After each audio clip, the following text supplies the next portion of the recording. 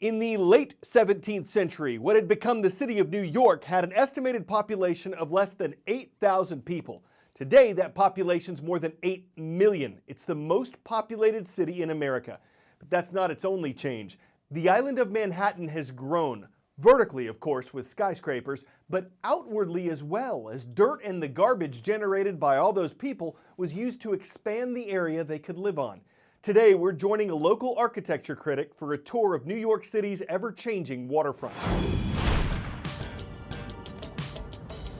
We generally think of New York as having 5 boroughs: Manhattan, Brooklyn, Queens, the Bronx, and Staten Island.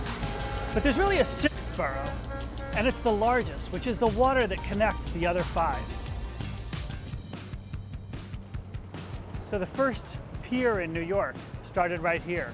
Standing here, you don't really feel like you're in a maritime city. You don't feel like you're close to the water. But in New Amsterdam days, this was really the edge of Manhattan, and everything from here to what is now the river is landfill. It's really the most profitable kind of recycling, was you take garbage, put it in the water, and turn it into real estate.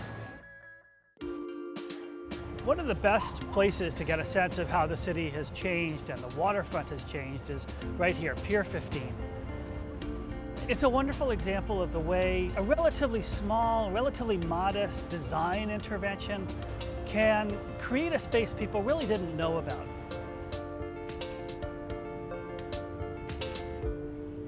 So this is Swasson's Landing. This is the entry point to Governor's Island. If you take the ferry from Manhattan, it's just a 5-minute ferry ride. Everybody disembarks here and then finds their ways to different points on the island.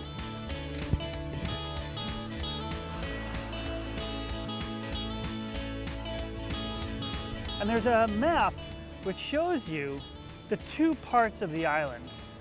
The original Governor's Island, which was where the Dutch first settled, and then all of this is landfill.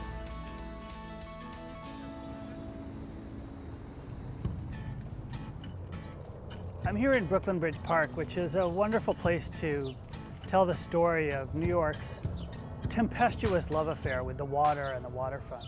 And right where we're standing here was just an oily, polluted shoreline isolated behind chain link fences that you really couldn't access. It was really kind of an abandoned area of the city.